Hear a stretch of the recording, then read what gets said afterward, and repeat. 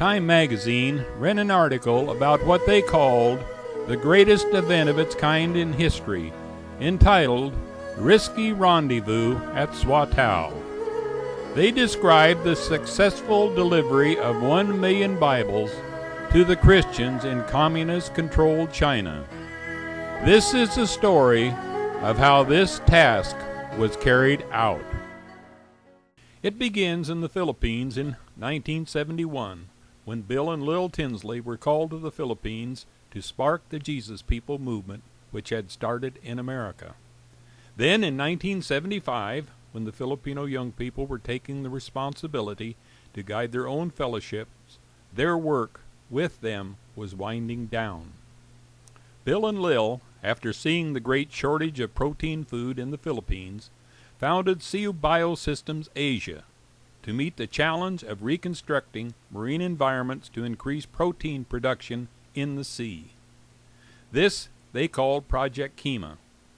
For this, Sea Biosystems established a sea base on the island of Mindoro, shown here on the map, to be about 120 kilometers as the crow flies from Manila.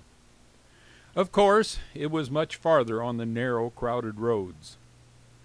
The sea base is then 20-some kilometers from Batangas City, the closest Luzon port. It was built on the northern coast of an island in the secluded bay of Puerto Galera that can only be described as paradise. The bay is very well protected and serves as a typhoon shelter in time of storms. The local beaches are calm, an ideal place for marine studies. Here they built, of native construction, storage sheds and shops. Mindoro Island is very primitive, and there are no roads leading to this beach, so everything had to be transported by boat, and here is one of their LCMs, a converted military landing craft used for that purpose. The calm waters of the bay were perfect for mooring boats. Bill and Lil lived in a houseboat built on the hull of another LCM. It was rather primitive living compared to the Western standard. However, it was very pleasant, and they enjoyed it very much. They were busy with Project Kima when in 1980 they were approached by an old friend about attempting a large delivery of Bibles to China. So large it was that the sea delivery was the only option. The Lord really spoke to Bill that this was his plan, and he was to drop everything to help with the project already named Project Pearl. It was decided that a tug and barge would be the best course. The Holy Spirit inspired Bill to design a submersible barge to allow the packages of Bibles to be floated off quietly during the delivery. Open Doors arranged for the construction of the barge to begin as soon as possible for the use of Sea Biosystems to transport live fishes from the South China Sea to the depleted inland seas of the Philippines. Then, another miracle. A tug was found after an intensive search on the island of Singapore. And one of the greatest miracles came when the Lord provided on short notice nearly $500,000 to purchase the vessel. Who was the crew? Professional or Christian brothers? The Lord directed Bill through his word. It was to be done by Christians. And here is the newly launched Tug Michael leaving Singapore with a crew of missionaries drawn from the offices of Open Doors International from around the world. After a successful voyage, despite the failure of the navigational equipment, work went on in earnest. Special aquarium boxes were made to test the submersible barge's sinking ability. The crew was given divers training. Small boats were acquired, and training in all phases of small boat handling was done. Finally, after many delays, the new barge was launched and dubbed Gabriella. And none too soon, for the day of delivery, April 19, was drawing close, and the Tug Michael, with the Gabriella, left for Hong Kong unable to test the barge's capability. It was a very rough trip during the days while crossing the South China Sea, and it was a weary crew that arrived at the dock in Hong Kong, where 22 container vans waited with 232 tons of Bibles wrapped in 1-ton waterproofed packages.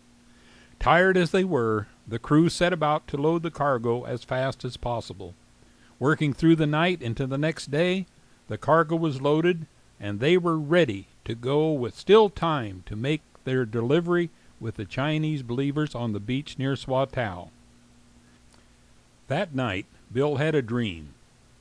It was that the delivery would be a disaster. A disaster would mean being caught by the communist Chinese. Bill, as director of Sea Biosystems and captain of the tug Michael, would bear the brunt of such an event. The next morning he still felt responsible to carry on the project. However, Brother Andrew, the international leader of the mission, had a similar premonition and officially called a halt to the project. No one will ever know what might have happened had it continued.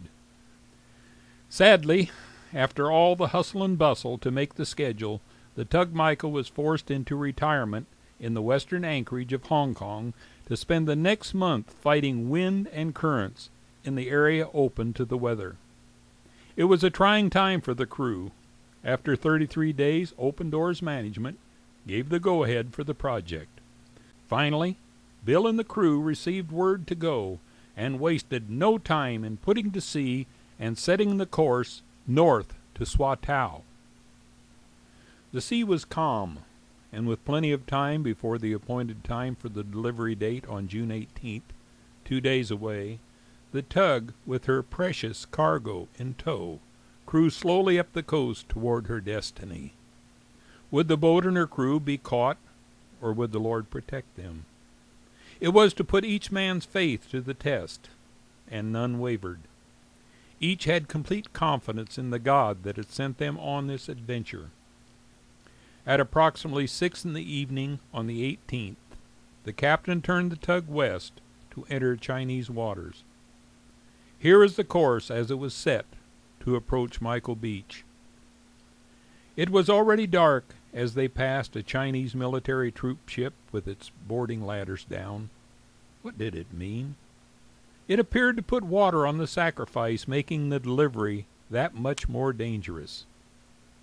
The actual delivery was very tense and eventful with many problems.